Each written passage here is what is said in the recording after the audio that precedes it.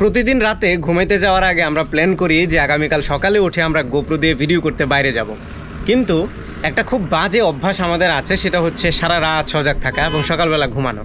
So যেহেতু অভ্যাস হয়ে গিয়েছে, সো প্রত্যেকদিন রাতে অনেক ট্রাই করে আগে ঘুমানোর, কিন্তু ঘুমাইতে পারি না। ঘুমাইতে ঘুমাইতে অলমোস্ট সকাল হয়ে যায়, তারপরে আরেকবার ঘুম থেকে উঠতে উঠতে সন্ধ্যা, যার ফলে আর বের হওয়া হয় না। গত রাতে অনেক কষ্ট করে আগে ঘুমাইছি যে গোপ্রো দিয়ে শ্যুট করবই, তারপরে আজকে সকালবেলা ঘুম থেকে উঠে আমরা আসলাম শ্যুট করতে। বাট স্যাডলি আজকে ঘটছে আরেক ঘটনা, সেটা হচ্ছে আমাদের ক্যামেরার ব্যাটারির দুইটাতে কোনোটাতেই চার্জ নাই। সো আমি ব্যাটারি চার্জে লাগাইছিলাম, আই স্টিল রিমেম্বার, এবং চার্জার থেকে খুলে নিয়ে আসছি।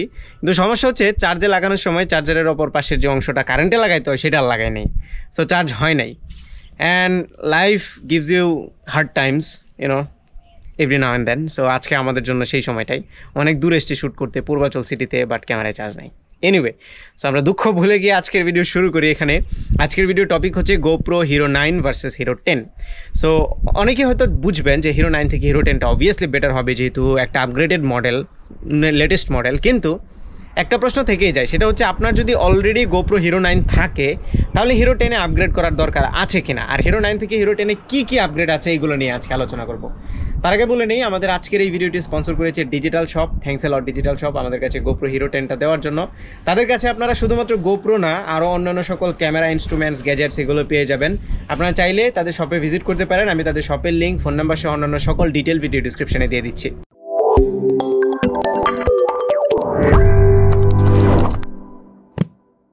গোপ্রো হিরো 9 থেকে গোপ্রো হিরো 10-এর মধ্যে এক্সটার্নালি খুব একটা পার্থক্য না থাকলেও মেজর পার্থক্য কিন্তু ইন্টারনালি।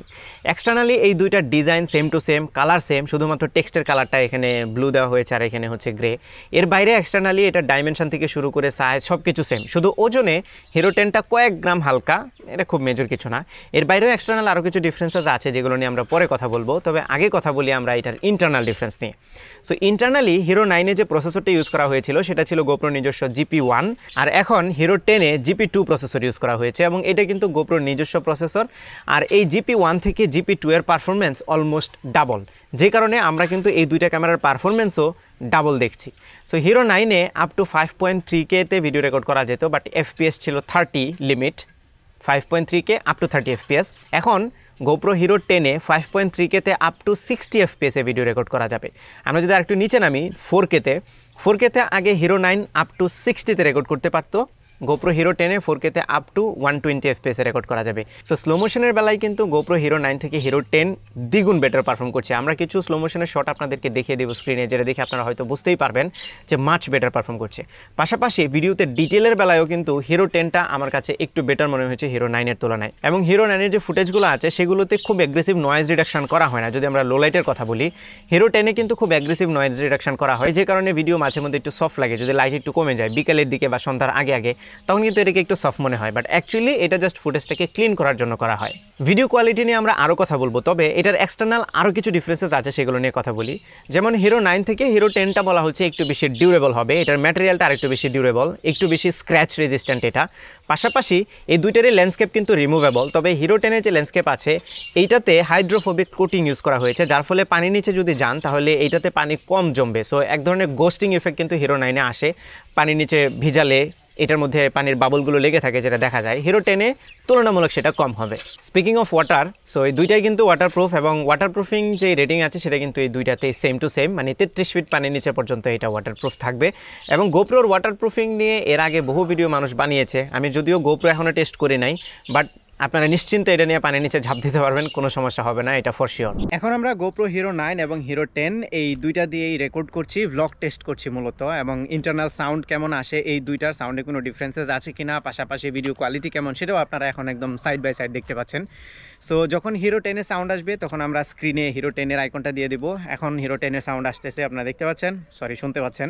আর এখন আসছে হিরো 9-এর সাউন্ড। সো হিরো 9-এর সাউন্ড কোয়ালিটি এবং হিরো 10-এর সাউন্ড কোয়ালিটির মধ্যে কী পার্থক্য আছে এটা আপনারা দেখতে পাচ্ছেন। পাশাপাশি এখন আবার একটু শ্যাডো পড়ে গিয়েছে, মানে সূর্যটা তলিয়ে যাবে এমন একটা অবস্থা। সো এই টাইমে ভিডিও কোয়ালিটি কেমন হয় এই দুইটার, এটাও আপনারা এখন একটু নিজেরাই জাজ করতে পারছেন। আমরা আবার একটু সূর্যের আশেপাশে যাই, মানে আলো যখন একটু ব্রাইট হয় তখন কেমন হয় একটু দেখতে পাচ্ছেন। আর গোপ্রোর একটা মানে সমস্যা আছে, গোপ্রো না যে কোনো অ্যাকশন ক্যামেরারই, সেটা হচ্ছে ডাইনামিক রেঞ্জের পারফরমেন্স এবং লো লাইট পারফরমেন্স, এই দুইটা কিন্তু যে কোনো অ্যাকশন ক্যামেরার বেলায় একটু খারাপ হয়। সো এখন একদম লাইক সূর্যের সোজাসুজি আমি আছি, রোদ আমার গায়ে পড়ছে এখন, আপনারা দেখতে পাচ্ছেন। কালারটা একটু বেশি ওয়ার্ম হয়ে যাচ্ছে ফেসের পুরাই। সো এই হচ্ছে আমাদের ব্লগিং টেস্ট, এখানেই আমরা শেষ করছি। Back to internal second. So hero 9 থেকে হিরো 10-এর ছবির কোয়ালিটিতেও কিন্তু ইম্প্রুভমেন্ট আছে। হিরো 9-এ ছবি তোলা যেত 20 মেগাপিক্সেলে, আর হিরো 10-এর ছবি তোলা যাবে 23 মেগাপিক্সেলে। সো ছবিতে ডিটেলও একটু বেশি। বোথ ইমেজেস অ্যান্ড ভিডিওস আমরা কিন্তু হিরো 9 থেকে হিরো 10-এ ডিটেলের পরিমাণ বেশি দেখছি। ফর এক্সাম্পল, আপনারা যদি হিরো 10-এ 5K-তে ভিডিও রেকর্ড করেন, সেটার যে রেজুলেশনের কোয়ালিটি এবং হিরো 9-এর যে কোয়ালিটি, সেটা কিন্তু ডিফারেন্স আছে সেখানে, মানে ডিটেলটা হিরো 10-এ একটু বেশি পাওয়া যায়। পাশাপাশি একটু আগে আমরা নয়েজ রিডাকশন নিয়ে কথা বলছিলাম। হিরো 9 থেকে হিরো 10-এর নয়েজ রিডাকশনের পারফরমেন্স কিন্তু একদম মেজর। লো লাইটে ভিডিও করলে এই ডিফারেন্সটা বোঝা যায়। যদিও ভিডিও কোয়ালিটি লো লাইটে যে খুব মেজর ইম্প্রুভমেন্ট এসছে তা না, কারণ নয়েজ রিডিউস করতে গিয়ে সফট করে ফেলে, ডিটেল অনেক বেশি কমিয়ে ফেলে। সেই বিবেচনায় আসলে লো লাইটে এটাকে খুব আহামরি ইম্প্রুভমেন্ট বলা যাবে না, বাট স্টিল হিরো 9 থেকে হিরো 10-এর লো লাইটে পারফরমেন্স বেটার। সেই সাথে হিরো 9 থেকে হিরো 10-এর স্টেবিলাইজেশনও কিন্তু বেটার হয়েছে। এটাতে হাইপার স্মুথ 4 ইউজ করা হয়েছে, হিরো 9-এ ছিল হাইপার স্মুথ 3। তবে হিরো 9 যারা ইউজ করেছে তারা হয়তো বুঝবেন এইটাতে দুর্দান্ত স্টেবল ভিডিও রেকর্ড করা যায়। সেখান থেকে হিরো 10-এ যেহেতু ইম্প্রুভ হয়েছে, সো বুঝতেই পারছেন। যদিও আমি অনেকগুলো ভিডিও রেকর্ড করে খুব একটা ডিফারেন্স খেয়াল করতে পারিনি স্টেবিলাইজেশনের বেলায়, বাট টেকনিক্যালি স্পিকিং হিরো 10-এর স্টেবিলাইজেশনটা একটু বেটার হয়েছে। আর হরাইজন লেভেলিংও কিন্তু হিরো 10-এ বেটার হয়েছে। হিরো 9-এ ছিল হচ্ছে 27 ডিগ্রি পর্যন্ত টিল্ট করতে পারতো, এটা 45 ডিগ্রি পর্যন্ত। সো হরাইজন লেভেলিংটা কিন্তু অনেক ইম্প্রুভ হয়েছে।